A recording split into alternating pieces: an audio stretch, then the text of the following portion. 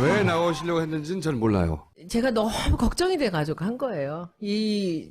우리가 상대하는 이 박근혜 대통령과 이 최순실 이쪽 사람들은 제가 보기엔 악마예요.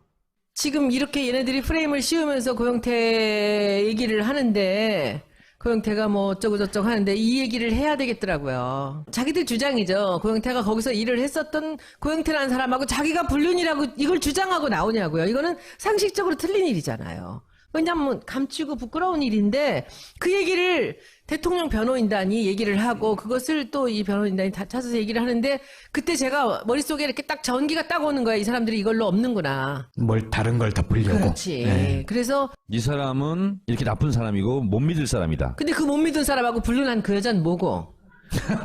그렇잖아요? 그래서 제가 그 얘기를 하려고 나갔었고, 이제 오늘은 그 두 번째 워딩 하나를 말씀드리려고 제가 나왔어요. 그 최순실이 한 일들 중에서 지금 제목이 제일 안 좋은 게 뭐죠? 인사농단이잖아요. 그죠? 그리고는 뭐 국정농단 이루 뭐 여기저기 말할 것도 없고, 돈 좀 된다 싶으면 이것저것 다 빼는 거죠. 오늘 보니까 그 김영재 병원에 뭐 200 몇십억을 지원하려고 그랬잖아요. 거기 또 이상한 게 하나 있어요. 그 냉장고가 아니다. 금고가 사라졌잖아요. 근데 그때 제가 장시호가 뭐라 그랬어요? 그 금고 속에 뭐가 있다 그랬어요? 그 화장품 회사하고 관련된 서류가 있었다 그랬잖아요. 화장품 회사하고 관련된 서류가 왜 금고에 들어가죠? 화장품 회사가 사실은 자기 거야. 자기 거지. 그거지. 제가 보기에는. 저도 계약서죠. 근데 계약이 정식으로 이름을 계약하지 못하니까 뭔가 이 계약을 해놓고 딴짓을 못하게끔 이게 2중 3중으로 걸어놨을 거예요. 그 계약서가 거기 있었다는 거죠. 근데 계약서가 아니라 서류가 있다고 저는 그걸 딱 보고 이거 최순실 거구나 딱 느꼈어요. 그러니까 그러니까 대통령 앞세워서 프랑스 보내고 그거 선물하고 280억을 하려고 그런 거죠. 최순실이라는 여자는 평생 남을 위해서는 숨 한 번도 안 쉬는 여자예요. 자기만을 위해서 사는 거지. 수만 번도 안 쓰는 그러니까 그런 개연성이 상당히 높다. 요 정도로 하시죠. 그렇죠. 네. 저도 그냥 제 상상으로 그 서류가 금고에 있었다는 것은 뭔가 계약 관계가 최순실과 그 제이콥스하고 있는 게 아닌가라는 느낌이 들었습니다. 그래서 왜냐면은 그 성형으로 UAE하고 중국에 진출시키려고 했잖아요. 성형 사업. 그런데 이제 그 사업 내용을 보면 그게 조그만 1인 의원이 할 수 없는 규모의 사업이에요. 무슨 뷰티 케어를 체인점을 갑자기 연다든가. 그러니까 고영태도 마찬가지예요. 자기가 직접 나설 수는 없으니까 다른 일을 시켜놓는 거죠. 거기 사장을 앉혀놓고. 그런데 그 인사농단이 왜 일어났느냐? 네. 그 사람이 아는 사람이 없어서 쉽게 돈을 뺄 수 있는 사람을 갖다 놓는 거예요. 말을 잘 듣고. 그러면 약점도 좀 있으면서 나한테 종같이 굴 사람들을 갖다 놓는 거예요. 김종 차관 같은 친구가 그런 거죠. 이름도 종이야. 그러면 문화부 장관도 이름이 김종덕이잖아요. 정청래 의원님 컨디션이 아주 안 좋아요. 또 안종범도 있고. 다 종이야. 그 인사농단은 뭐냐면 내 말을 잘 듣고 내 말을 정말 금과 억조로 들면서 내 말대로 실행할 사람들을 지 능력이 안 되지만 조금 센 데다 갖다 놓고는 시키는 거죠. 조금씩의 혜택을 주고. 그렇죠? 우병우 같은 경우들도 뭐 그럴 수도 있다고 상상되죠. 그렇죠? 그 검사장 안 돼서 2번이나 떨어졌는데. 빨리 얘기해요. 그럴 개연성이 높다고. 그렇다고 봐야죠. 그렇죠. 네. 이렇게 약간의 모자람이 있는 그런 사람들, 그러나 말 잘 들을 사람들을 갖다 놓고 이리저리 휘저으면서 그 일을 한 거죠. 그 일은 모두가 다 자기 이익을 위해서 하는 거예요. 그렇죠. 이권을 위해서. 그래서 다. 저는 거기서 푼 돈을 이렇게 뜯으려고 그러는 거예요. 계속 지속적으로 뜯어보려고. 지속 가능한 빨대를 만들려고 한 거죠. 서스테이너블 비즈니스죠. 네. 근데 그래서 법정에서요. 고영태와 최순실이 만났잖아요. 근데 최순실은 고영태를 노려보고 고영태는 쳐다보지 않고 있는데 최순실이 막 퍼본 내용 중에 하나가 너 내가 집 보증금 다 해주고 살았는데 보증금도 떼먹고 뭐 이런 얘기 좀 했잖아요. 창피한지도 거기서 모르는 거야. 왜 살았냐. 그거는 알아봤어요? 진짜 그런지? 그 둘이 뭐 아주 가깝지가 않으면 모를 얘기 들이잖아요. 근데 뭐 가까운 건 뻔하지. 자기 본인이 불륜이라고 얘기를 했으니까. 근데 그 얘기들을 사람들한테 불륜이라는 뉘앙스로 얘기했으니까 이렇게 얘기하세요. 아니 불륜이라고 변호사가 그랬잖아요. 아, 그랬어요? 네. 그 대통령 변호사가 나는 보호하려고. 이 질이 나쁜 사람, 이 사람과 뭐 이런 불륜 관계 시작된 거다라고 이렇게 얘기를 했잖아요. 오죽급하면 그랬겠냐고. 근데 사실이든 아니든 간에. 아니든 예. 간에. 근데 그런 얘기들이 나오는데 본인 얘기로는 자기가 가라오케에서 일을 했다 그래요. 웨이터로. 그 호스트바는 아니고 웨이터로 툴팝에서 일을 했다라는 얘기를 합니다. 그런데 그러니까 뭔가 이제 그 비인기 종목으로 살기 어려우니까 그 자기가 이제 생업에 뛰어들어서 그렇게 했을 수 있겠다라는 생각은 드는데 지금 그 약점들을 노린 거죠. 얘 아마 고영태라는 친구가 그 펜싱 선수였다는 거, 아시안게임에 금메달 땄다는 것 때문에 걔를 스카웃을 했다고 저는 생각을 해요. 왜냐 걔가 그게 없었으면 데려왔겠습니까? 근데 고영태 씨가 그동안 잠적해 있었던 거는 자기가 나올 경우에 이런 지저분한 얘기들이 좀 벌써 나오고 안 나와도 나오는데 그러니까 이제 이 친구가 돈이 없고 했었는지 그거는 뭐 잘 모르겠지만 툭 띄어서 보면은 고영태 씨한테 칩을 얻어줘요. 네. 근데 그 칩을 얻어주는 게 아니라 자기가 얻어서 꾸며서 이걸 여기 와서 이 친구를 살게 해요. 그러니까 어느 순간에도 내쫓을 수 있게끔 비밀번호만 바꿔버리면. 근데 그 친구 거기 있다가 이제 그때는 무슨 일 때문에 나갔는지 모르겠는데 둘이 굉장히 많이 싸우고 헤어지고 그랬다고 그러잖아요. 근데 거기 있다가 이제 그것도 이제 월세 내는 거 힘들고 그러니까 다시 이제 자기 친구 집으로 갔다 그래요. 근데 고영태 씨 말로는 자기가 뭐 사기를 당했다 그러더라고, 매덕을. 그러니까 제가 보기에는 자기 생각에 고영태의 약점은 내가 다지고 있고 내가 뭐 돈을 좀 들고 흔들면 언제든지 고영태는 마음대로 좌지우지할 수 있다라는 생각을 최순실이 하고 있다는 생각이 들어요. 근데 저는 고영태가 너무 걱정인 게 저렇게 고영태가 잘못한 거다라고 덤펑 씌워놓으니까 고영태 하나만 사라지면 모든 책임을 안고 없어지는 거잖아요.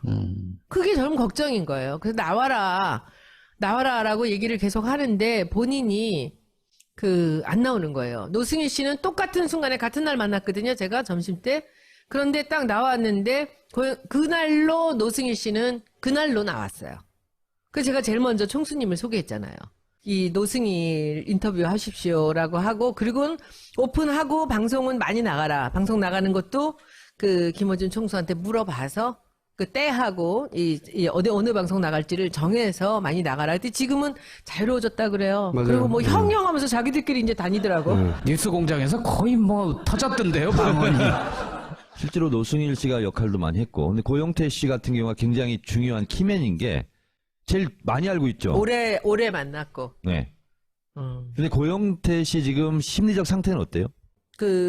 속상해해요. 그리고 언론들 멋모르고 인터뷰를 했다가 그것이 이제 자기 뒤통수를 치는 것 같은 그런 일 많이 있잖아요. 제가 알고 있는 정치부 기자가 아닌 그 월간중앙에 글을 쓰는 기자가 있어요. 한 번 딱 만난 기자가 있었는데, 근데 그 기자가 고영태한테 연락을 해갖고 제가 가라 그랬다 그랬대요.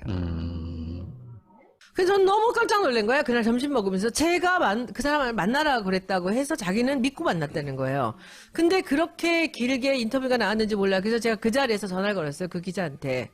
아니 그 기사를 쓸 때 내가 그렇게 하라고 했다라고 얘기를 했다면서 했더니 듣는 데서 의원님 정말 아니에요. 그런 거 아니고 뭐 핑계대. 그래서 제가 고영태 씨한테 제가 아니었다는 걸 얘기를 해줬어요. 근데 사실은 그 월간중앙 기사에서 얘가 너무 상처를 받았어요. 자기는 8시간 동안을 인터뷰를 다 해서 다 얘기를 했다는 거예요. 근데 그때 거기서 그렇게 그냥 거르지 않고 이렇게 나온 걸 보고 그때부터 기자를 패하겠다는 마음을 먹었는데 그것도 그렇지만 사실은 이런 겁니다. 고영태 씨는 밝히고 싶지 않은 것들이 많이 있는 거예요. 그리고 이성한 씨가 또 나갔잖아요, 거기. 네. 이성한 씨 그 유명한 그 고수부지에 둘이 그 얘기 있잖아요. 네, 녹음기. 어떻게 녹음했냐? 근데 그게 분명히 이 친구가 둘이 서로 못 믿는 거예요. 최순실은 이 친구가 뭐 뒤에 가서 뒤통수를 친다라고 늘 얘기를 하고 이제 자기한테 돈으로 협박을 했다고 지금 계속 얘기를 하잖아요. 근데 이성한 씨는 이미 이 최순실이라는 여자는 약점도 많고 그리고 숨길 것도 많고 자기한테도 이제 자기 약점을 공격하는 거를 알고 있으니까 분명히 휴대폰을 뺐을 거라고 생각을 한 거죠. 근데 그 자리를 어레인지한 게 고영태 씨예요. 그러니까 고영태 씨랑 같이 고수부지를 간 거예요. 갔는데 이제 전화기를 내놔라 해서 내놨는데 이미 속에는 소형 녹음기가 들어있었던 거예요. 근데 그걸 몰랐죠. 최순실은. 그러니까 이 법정에서 얼떨결에 확 열받으면서 나온 거지. 그날 휴대폰 없었는데 이건 뭐냐라고. 그러니까 이 사람이 그 뭐랄까 머리는 이게 같이 일했던 사람들한테 들어보면 너무 산만하게 이 생각해내고 저 생각해내고 막 이걸 그렇게 막 그 아이디어를 낸대요. 내는데 모든 사람들이 한 명당 이 프로젝트 하나씩이래요. 고영태하고는 이거, 노승일하고는 이거. 그러면 고영태랑 일할 땐 노승일 욕하고 노승일하고 일할 땐 고영태 욕하고. 고영태는 얘기하지 마라. 이러니까 노승일이 끝까지 자료를 모으면서 이게 신뢰를 받고 있었던 거죠. 근데 그런 거 보면은 고영태 씨도 그렇게 얘기를 하더라고요. 그런 거 보면 천재래요. 수십 가지 일을 다 다른 사람 한 명씩 따로따로. 이게 전화기는 막 7대, 8대를 들고 다니면서. 지금 그런 상황으로 봐서는 지금 뭐 갈수록 점점 더 뭐 정말 그 고구마 줄기같이 나오지 않습니까? 그러니까 어디까지인지 모르겠는데 지금 이 와중에 글쎄 고영태하고 불륜이라고 그 소리를 갖다가 언론에다가 대놓고 변호사가 하는 걸 보고 제가 진짜 참을 수가 없었어요. 웬만하면 좀 참으려고 그랬는데. 그렇게 하는 이유가 뭐라고 그러니까요. 생각하세요? 오늘의 결론이 뭡니까? 예. 다른 거 가릴 게 있어서 그렇지 더 무서운 사실들이 거기에 밝혀지면 안 될 불륜이라고까지 내세우면서 네. 진짜 업소에서 만난 남자랑 불륜이다. 걔는 신용불량자고, 응? 그리고 뭐 마약 중독자고, 그리고 전과도 있는 사람하고 내가 불륜이다라고 이러고 나오는 거잖아. 지금 20살 아래 남자랑. 근데 그게 부끄러운 줄도 모르고 이걸로 덮으려고 하는 그 뒤에 있는 사실들이 있죠. 헤드라인을 다 불륜, 막장 그렇죠. 드라마 뭐 이렇게 그렇죠. 가져가 버리는 거죠. 그게 왜냐하면 그런 얘기들이 달콤하니까. 진술의 이제 신빙성을 떨어뜨리려고 하는 그렇습니다. 전략이죠. 이제 네. 진술의 그것도 떨어뜨리지만은 위장을 하는 거죠. 지금 이제 촛불이 잦아들었다 해서 태극기가 나온다라고 해서 이런 식으로 떠들어대는 것 같이 그런 거죠. 그래서 저는 굉장히 불안합니다. 우리 당이나 지금 뭐 문 대표님 지지율이나 이런 것들이 지금 뭐 굉장히 뭐 걱정할 거 없다 다 된 것 같이 하는데 진짜 불안합니다. 악마하고 싸우고 있는 거예요, 우리는. 이번 주말부터는 다들 한 분당 10분씩 모시고 촛불 나가야 돼요. 10분씩. 그거 해야 되고 제가 중요한 거 하나. 사실 제가 참는 이유는 제가 그러죠. 우리 표창원이나 저같이 대중적으로 좀 인기가 있고 외연을 넓힐 수 있는 사람. 이거 맞잖아요.